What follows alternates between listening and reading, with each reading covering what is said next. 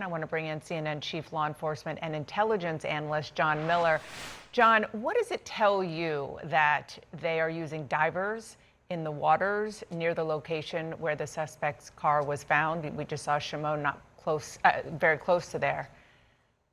Well, every investigation is a progressive thing. So, we know things today that we didn't know yesterday and that we didn't know the day before. What they learned yesterday with the execution of 3 separate search warrants, one on the car, another on the house, and another on a different property, is things that are influencing what they're doing today. They found a note which indicated that he didn't expect to be around when the note was found. So that's the equivalent of a suicide note in some manner. So that shifts that search to the water. His car ends up there. There's no sign of him. There's water in front of where the car is. Did he get on a boat and further escape, or is he under the water? Did he follow through on the idea that he was going to take his own life? Was that by drowning? The only way they're going to know that is with divers. Another clue yesterday was in the search of the car, they found a rifle, an AR-15 platform in the .308 caliber, which is similar in description, make and model to the gun used in the attack. So was that the gun from the attack? Did he leave it behind and take his own life? Or did he escape and has access to another weapon? So that's why the shift. But in the background, as Shimon demonstrates by being on the scene, they are still poised, coiled, if you will, to respond to anything that could be a sighting or a sign, because they also know what they don't know. And right now, we're still in a period of increased knowledge, but some uncertainty. Yeah, I mean, as they should be doing exactly that, of course. Can you just drill down a little bit more, John, on what you mentioned about this note that was found? I know you've been talking to sources about this, in addition to the suspect's cell phone. So I don't have the copy that the note contains, but it was characterized to me as a note that was written that gave information to others about where things could be found and, how things could be disposed of. It was clearly a note that suggested when it was found or read that he was no longer going to be with us. Now, of course, did his plans change? Did he follow through? We don't know. But one of the reasons that is critical to know is if they can establish that he took his own life, then the whole shelter-in-place thing can be lifted right away. The other reason it's critical is because if they can establish that that is not likely the case, then they still know that they're hunting for a person who's likely armed and definitely dangerous.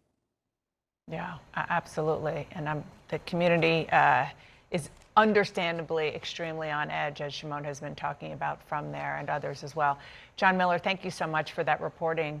I want to dig deeper with experts who we have with us. Neil Franklin is a retired Maryland State Police commander, and Catherine Schweit is a former senior FBI official and an active shooter expert. Neil, I want to start with you. What is your takeaway from what we heard earlier today? There was a press conference. We didn't play a lot of it, actually any of it, because there was a lot, let me just put it this way, there were a lot of words, there weren't a lot of details, except for that critical one, which is that they're sending divers into the river. Yeah. Let me begin with it. John brought up a lot of important points here. It is a process of elimination that the teams have to go through, searching everywhere. So searching this body of water, it will just help them out so much in this investigation. But there's one thing that I was thinking about here. His car was located here, but if he hopped on some type of watercraft, where is it? If he took it to another part of the lake, where is it? Would he sink it?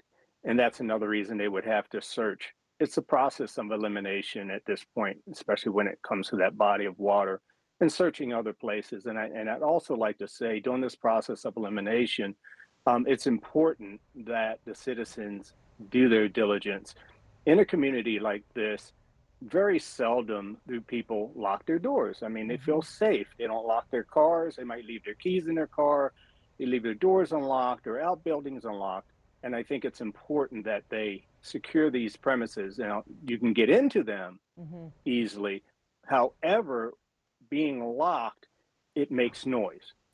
Force is applied, which can alert someone to the presence of Card Yeah. or someone else. So I Yeah. think that's very important that people lock their doors, their cars, secure their facilities. It's going to help It's going to help a lot in this Yeah. investigation. Yeah, and it sounds like people are definitely complying there.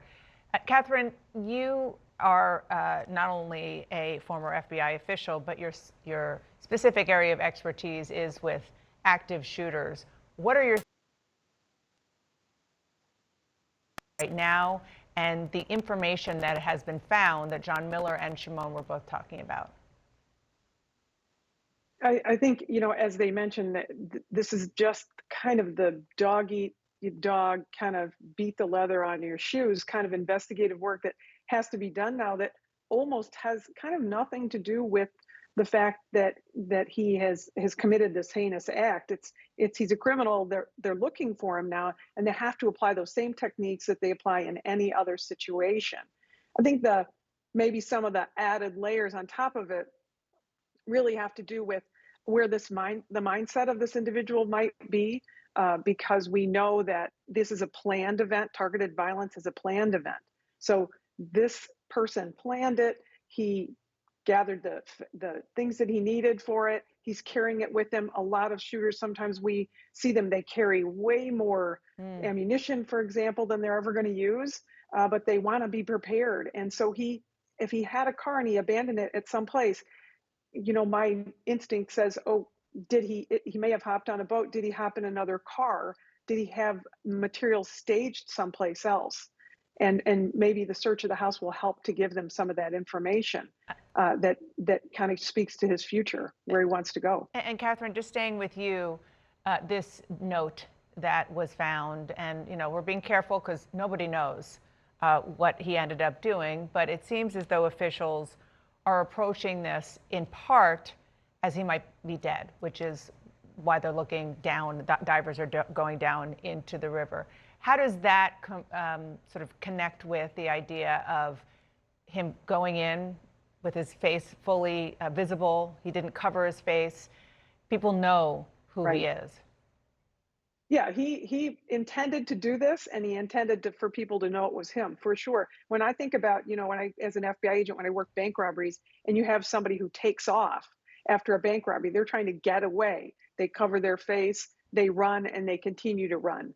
We don't have that here, any evidence of that. This individual knew that people in the bar and the bowling alley likely would know who he is. He's from the community. And active shooters, mass shooters, active shooters shoot in their communities. They shoot in places they're familiar with.